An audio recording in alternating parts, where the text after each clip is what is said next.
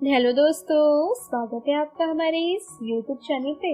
दोस्तों, कहानी को शुरू करने से पहले एक जरूरी बात, अगर आपने चैनल को सब्सक्राइब नहीं किया है तो पहले आप जल्दी से चैनल को सब्सक्राइब कर दीजिए ताकि आपको हमारी आने वाली नई नई कहानियों की जो नोटिफिकेशन है वो आपको सबसे पहले मिलती रहे। तो चलिए दोस्तों, बढ़ते हैं हमारी आज की कहानी की तरफ। हमें उम्मीद है कि आपको हमारी ये कहानी जरूर पसंद आएगी।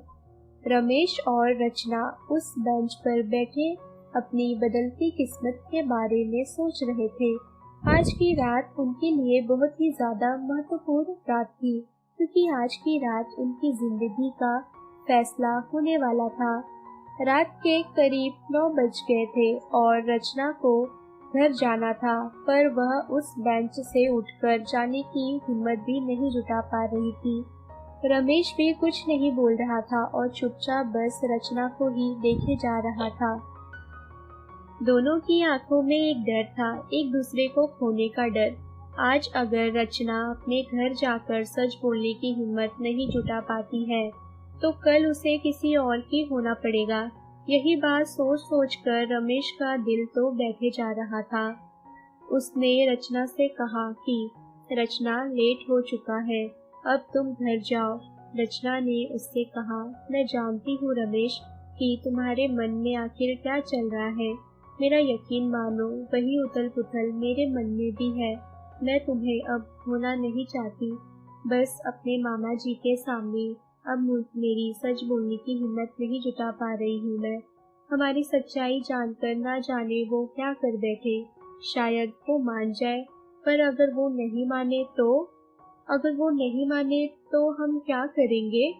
रचना तो इतना घबराया हुआ देखकर रमेश ने उससे कहा कि रचना, एक बात हमेशा याद रखना, मैं तुमसे हर हाल में प्यार करता हूँ और मैं तुम्हारी मजबूरी भी समझता हूँ। तुम्हें मुझसे समझाने की जरूरत नहीं है। मुझे तुम पर पूरा यकीन है और मैं हमेशा तुम्हारे साथ हूँ। बस कुछ बोलने की स्थिति में नहीं हूँ अभी, क्योंकि मैं भी तुम्हें खोने के विचार मात्र से भी डर जाता हूँ। मैं तो तुमसे आज अभी इसी वक्त शादी करने को भी तैयार हूँ, पर मैं अच्छे से जानता हूँ कि तुम अपने मामा जी के आशीर्वाद के बगैर ये शादी कभी भी नहीं करोगी और ना ही तुम उन्हें ठेस पहुँचा सकती हो। इसलिए मैं तुम्हारे हर फैसले में मैं तुम्हारे साथ हूँ। और अब बहुत रात हो चुकी है रचना, चलो मैं तुम्हें अब घर पर छोड़ देता हूँ। रचना जब घर पहुंची तो उसने देखा कि उसके मामा जी बहुत ज्यादा खुश और उत्साहित थे। वो चिल्लाकर कह रहे थे कि मेरी बेटी की शादी तय हो गई है, धूमधाम से मैं अपनी बेटी को विदा करूँगा। रचना तो अपने मामा जी को देखकर और भी ज्यादा घबरा गई। उसकी शादी को लेकर वो तो इतने ज्यादा खुश थे कि वो रमेश से प्यार करती है और उससे शादी करना चाहती है। ये बात उन्हें बताने की ही वो हिम्मत ही नहीं जुटा पा रही थी। रचना को देखकर मामा जी ने उससे कहा, बेटा, मैंने अर्जुन से तेरी शादी फिक्स कर दी है। अर्जुन अच्छा लड़का है, तुझे हमेशा खुश रखेगा। पर रचना के चेहरे का तो होश उड़ा हुआ था। उसका रंग देखकर मामा जी ने उससे पूछा कि क्या हुआ बेटा, क्या तू इस शादी से खुश नहीं है जिससे उस पर बहुत एहसान थे। इस तूफान 2 मिनट के लिए तो रचना सुन्न हो गई और सिर्फ मामा जी की ओर देखती रही। एक तूफान उठ रहा था उसके दिमाग में। एक तरफ था उसका प्यार और दूसरी तरफ था मामा जी का प्यार। उसके दिमाग में यही बातें चल रही थी। रमेश से वो प्यार करती थी, जिसके साथ वो अपना जीवन बिताना चाहती थी, और एक तरफ थे उसके मामा जी जिनके उन पर बहुत सारे एहसान थे। इस तूफान के बीच उसने अपनी चुप्पी तोड़ी और कहा कि मामा जी, मैं किसी और से प्यार करती हूँ और अब उससे ही शादी करना चाहती हूँ, पर आपके आशीर्वाद के बिना मैं ये शादी कभी नहीं कर सकती हूँ। मामा जी, वो लड़का बहुत अच्छा है, बस एक बार उससे मिल लो। रचना की ये बात सुनकर तो मामा जी वहीं बैठ गए। उन्हें तो यकीन ही नहीं हो रहा था कि रचना ऐसा भी कुछ कर सकती है। बस आप इस तरह चुप मत रहो, कुछ बोलो। चाहे तो मुझे गालियां दे दो, पर आप मुझे कुछ बोलो। मामा जी तो जैसे सुन्न हो गए थे, वो तो कुछ बोल ही नहीं रहे थे। वे कुछ भी नहीं बोले, चुपचाप अपने कमरे में चले गए और दरवाजा बंद कर दिया। अब इधर रचना की हालत और भी खराब हो रही थी। उसे तो कुछ समझ में नहीं आ रहा था, क्योंकि रचना से उनसे कहा था। रचना उनसे बोलते हुए वहीं बैठकर रोने लगी थी और कहने लगी थी कि मुझे माफ कर दो मामा जी, मैं आपका दिल नहीं दुखाना चाहती थी। आप एक बार रमेश से मिल लो, अगर वो आपको अच्छा नहीं लगे तो आप जहाँ कहोगे ना, मैं वहीं पर शादी कर लूंगी। लेकिन उसके मामा जी तो अब कमरे में चले गए थे। वो रात भर रोती रही और उसे याद आ रहा था कि किस तरह उसके माँ बाप के बचपन में ही गुजर जाने के बाद मामा जी ने उसे अपने घर ले आए थे। एक बेटी से भी बढ़कर ज्यादा उसकी परवरिश की गई थी, उसे पढ़ाया लिखाया और कभी किसी तरह की कोई भी कमी उसे होने नहीं दी। रचना का उसके मामा जी के अलावा कोई ऐसा रिश्तेदार नहीं था जो उस वक्त उसकी जिम्मेदारी लेने को तैयार हो।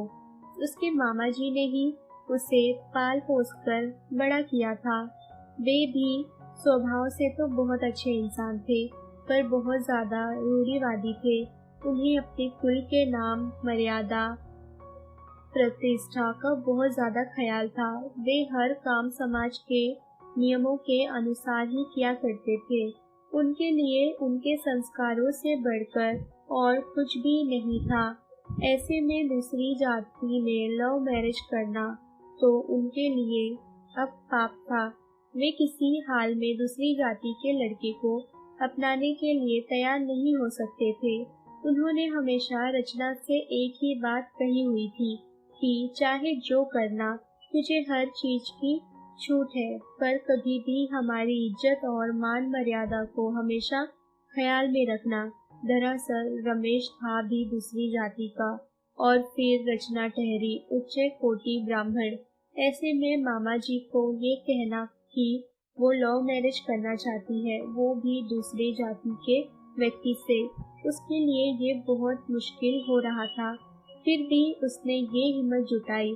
पर अब मामा जी का इस तरह बिना कुछ बोले चले जाने से रचना और भी ज्यादा घबरा गई थी। कहीं मामा जी को कुछ हो न जाए। मामा जी अपने कमरे में बैठकर बस यही सोच रहे थे कि उनकी परवरिश में आखिर कहाँ कमी रह गई है। लव मैरिज जैसी चीज को वो कभी भी मंजूरी नहीं दे सकते। वो चाहते हैं कि रचना की शादी उनकी मर्जी से ही हो, पर वो रचना को दुखी भी नहीं देखना चाहते हैं। इसी कश्मकश में सारी रात निकल गई और फिर मामा जी कोई भी फैसला नहीं ले पाए। वो उनके संस्कार व मान मर्यादा के प्रति इतने कठोर थे कि उनके लिए उस प्रतिष्ठा के दायरे को तोड़ना अब नामुमकिन सा था। लेकिन वो जबरदस्ती रचना को रोकना भी तो नहीं चाहते थे। जब मामा जी अपने कमरे से सुबह बाहर आए तो उन्हें रचना वहीं पर बैठी उनका इंतजार करते हुए दिखी। रचना भी सारी रात सोई नहीं थी। मामा जी को बाहर देखते ही रचना खड़ी हुई और मामा जी से उसने कहा कि मामा जी कुछ तो बोलिए, अब तो कुछ बोलिए, आप मान गए ना, बोलिए ना कि आप मान गए। मामा जी ने रचना की तरह देखा भी नहीं और कहा कि मेरा फैसला तुम बहुत अच्छे से जानती हो, मेरी इच्छा भी तुम्हें पता ही है। फिर लेकिन तुम किसी तरह की जोर जबरदस्ती करके मैं अपना फैसला तुम पर नहीं थोपूंगा। तुम्हें जो करना है, तुम जो करना चाहो वो तुम कर सकती हो। मेरी तरफ से तुम अब आजाद हो। और इतना बोलकर मामा जी वहां से चले गए। घर के बाकी सभी सदस्य यह सुनकर मौन थे, क्योंकि वो भी जानते थे कि मामा जी इस रिश्ते के लिए कभी भी नहीं मानेंगे और उनके सामने कुछ भी बोलने की हिम्मत किसी ने नहीं थी। अब आखिरी फैसला रचना का था। मामा जी की बात सुनकर उसके चेहरे पर एक अजीब सी मुस्कुराहट आ गई और इस मुस्कुराहट के पीछे का कारण ये था कि मामा ने उसे आजादी तो दी, लेकिन अपनी नामंजूरी की बेड़ियां पहनाकर। आजादी तो केवल एक भ्रम था, असल में तो मामा जी ने उसे अपनी जिंदगी का फैसला सुना दिया था। और अब ऐसे में रचना अपने मामा जी की नामंजूरी पर अपनी खुशियों का महल नहीं खड़ा कर सकती थी। उसे अपनी आगे की जिंदगी साफ साफ दिखाई दे रही थी, जो उसे रमेश के बिना ही गुजारनी थी, क्योंकि प्यार और परवरिश की इस लड़ाई में उसने अपनी परवरिश को चुन लिया था और वही फैसला लिया जिसमें उसके मामा जी की खुशी हो। एक आखिरी बार वो रमेश से मिलने उसी पार्क में चली गई जहाँ वो लोग पहली बार एक दूसरे से मिले हुए थे। रमेश उसी पार्क की बेंच पर बैठा हुआ ही मिला, वो भी वहीं जाकर बैठ गई। रमेश रचना का चेहरा देखकर उसका जवाब समझ गया था और दोनों चुपचाप बैठे थे। रमेश ने कहा कि कितना अजीब है ना, इसी बेंच से हमारी कहानी शुरू हुई थी और आज इसी बेंच पर वो कहानी अब खत्म हो जाएगी। ये बात सुनकर रचना तो फूट फूट कर रोने लगी और कहने लगी कि मुझे माफ कर दो रमेश, मुझे माफ कर दो। मैं अपने मामा जी को दुखी नहीं कर सकती। उनके मुझ पर बहुत से एहसान हैं। मैं जीवन भर का दुख सह सकती हूँ, लेकिन उन्हें मैं धोखा नहीं दे सकती।